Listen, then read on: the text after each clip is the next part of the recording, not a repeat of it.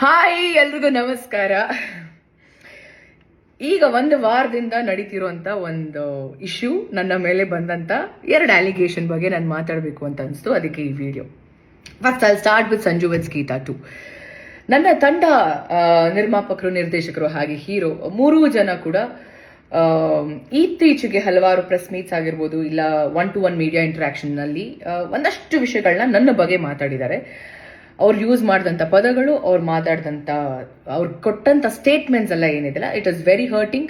I am very hurt. ನಂಗೆ ತುಂಬಾನೇ ಬೇಜಾರಾಗಿದೆ ಆ್ಯಂಡ್ ವೆರಿ ಡಿಸಪಾಯಿಂಟಿಂಗ್. ಆ್ಯಂಡ್ ಅದು ನನ್ನ ಅಕ್ಸೆಪ್ಟೇ ಮಾಡ್ಕೊಳಕ್ಕಾಗದಿರೋಂಥ ಒಂದು ವಿಚಾರ. ನಾನು ನಿಮ್ಗೆಲ್ರಿಗೂ ಒಂದು ಪ್ರಶ್ನೆ, ಅವ್ರ 3 ಜನಕ್ಕೆ ಪ್ರಶ್ನೆ ಇಲ್ಲ, ನಿಮ್ಗಳಿಗೆ ಪ್ರಶ್ನೆ ಒಂದು. ಇದೇ ತಂಡದ ಜೊತೆ ನಾನು ಸಿನಿಮಾ ಮಾಡಿರ್ತೀನಿ 1.25 ವರ್ಷ. ಸಿನಿಮಾ ರಿಲೀಸ್ ಆಗುತ್ತೆ Jan 17th ರಿಲೀಸ್ ಆಗುತ್ತೆ, ಫಸ್ಟ್ ರಿಲೀಸ್ ಆಗುತ್ತೆ. ಹಲವಾರು press meets, multiple press meets and 1-to-1 interaction with media ಜೊತೆನೂ ನಡೆಯುತ್ತೆ. ಎಲ್ಲ ವೇದಿಕೆಗಳಲ್ಲಿ ನನ್ನ ಬಗ್ಗೆ ತುಂಬ ಒಳ್ಳೆ ಮಾತಾಡ್ತಾರೆ, ಒಳ್ಳೊಳ್ಳೆ ಕಾಂಪ್ಲಿಮೆಂಟ್ ಸಿಗುತ್ತೆ, ಅಪ್ರಿಸಿಯೇಷನ್ ಸಿಗುತ್ತೆ ನನ್ನ ಪರ್ಫಾರ್ಮೆನ್ಸ್ಗೆ, ನನ್ನ ಕಮಿಟ್ಮೆಂಟ್ ಟುವರ್ಡ್ಸ್ ವರ್ಕ್. ಇಲ್ಲ ನನ್ನ ತಂಡನೇ ಹೇಳಿದೆ ನನಗೆ, ಯು ಆರ್ ವೆರಿ ಸಪೋರ್ಟಿವ್, ತುಂಬ ಥ್ಯಾಂಕ್ಸ್ ನಮ್ಮ ಟೀಮ್ ಜೊತೆ ನೀವು ನಿಂತ್ಕೊಂಡಿದ್ದಕ್ಕೆ ಸಿನಿಮಾ ಪ್ರಮೋಷನಲ್ ಆಕ್ಟಿವಿಟೀಸಲ್ಲಿ ಅಂತ ಹೇಳ್ತಾರೆ.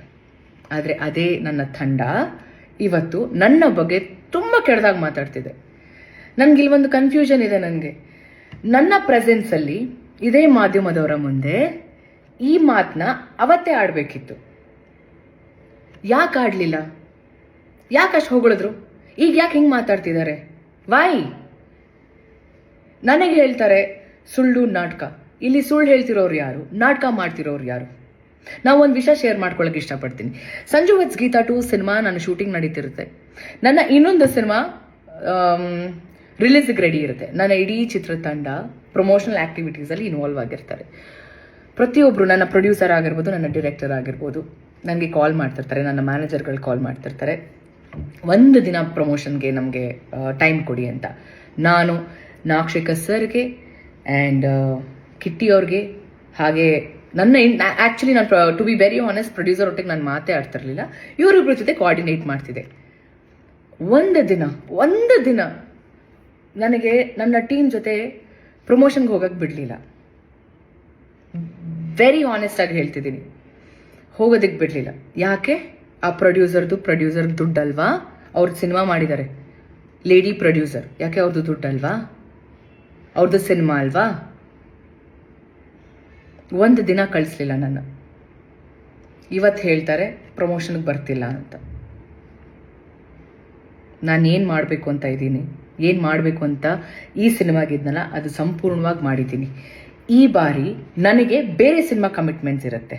ಅವತ್ತು ಅವ್ರು ಏನು ಮಾಡಿದ್ರಲ್ಲ, ಇವತ್ತು ನನ್ನ ಸಿನಿಮಾ ಇವಾಗ ಆನ್ ಗೋಯಿಂಗ್ ಏನಿದೆ ಅಲ್ಲ, ಆ ಸಿನಿಮಾ ಡೈರೆಕ್ಟರ್ ಹೇಳ್ತಾರೆ, ಸಾರಿ ರಚಿತ್ ಅವರೇ, ಸಿನಿಮಾ ರಿಲೀಸ್ ಆಗಿದೆ, ಪ್ಲೀಸ್ ನಮ್ಮದು ಲೊಕೇಶನ್ ಪ್ರಾಬ್ಲಮ್ ಇದೆ, ನಾವು ಸಿನಿಮಾ ಮಾಡಿ ಮುಗಿಸ್ಲೇಬೇಕು, ನಮ್ಮದು ಡೇಟ್ಸ್ ಕೊಟ್ಬಿಟ್ಟಿದ್ದೀರಾ ಅಂತ. ಇಷ್ಟೇ. ಸೊ ಯು ಟೆಲ್ ಮಿ, ನೀವುಗಳು ಹೇಳಿ ನನಗೆ, ನಾನು ತಪ್ಪು ಮಾಡಿದ್ದೀನ? ನನಗೆ ನಾನು ತಪ್ಪು ಮಾಡಿದ್ದೀನಿ ಅಂತ ಅನಿಸ್ತಿಲ್ಲ. ನಾನು ಕರೆಕ್ಟಾಗಿ ಎಲ್ಲ ಪ್ರಮೋಷನಲ್ ಆ್ಯಕ್ಟಿವಿಟೀಸಲ್ಲೂ ಇದ್ದೆ. ರಿಲೀಸ್ ಟೈಮಲ್ಲಿ ನನಗೆ ನನ್ನ ಸಿನಿಮಾ ಕಮಿಟ್ಮೆಂಟ್ಸ್ ಇತ್ತು.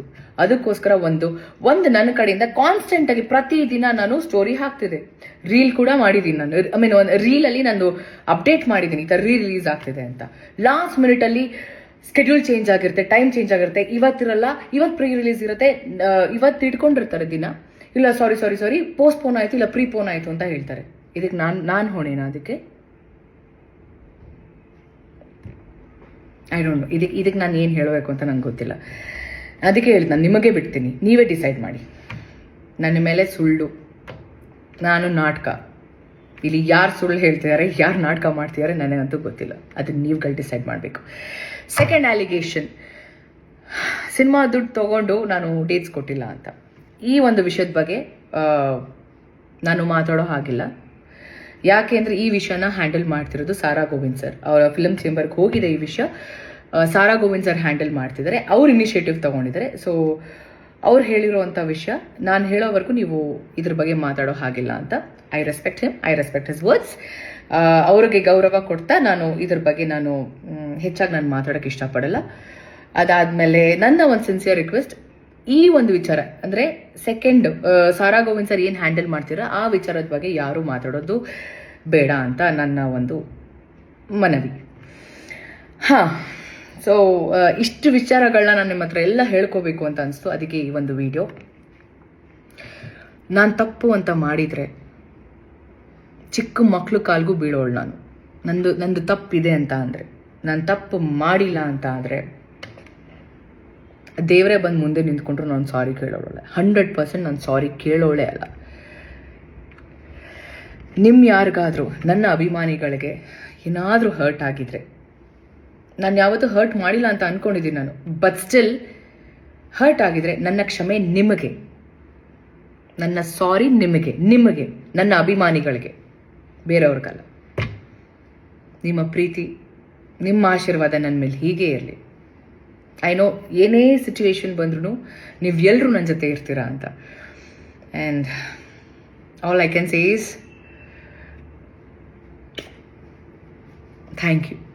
And I love you all. Thank you.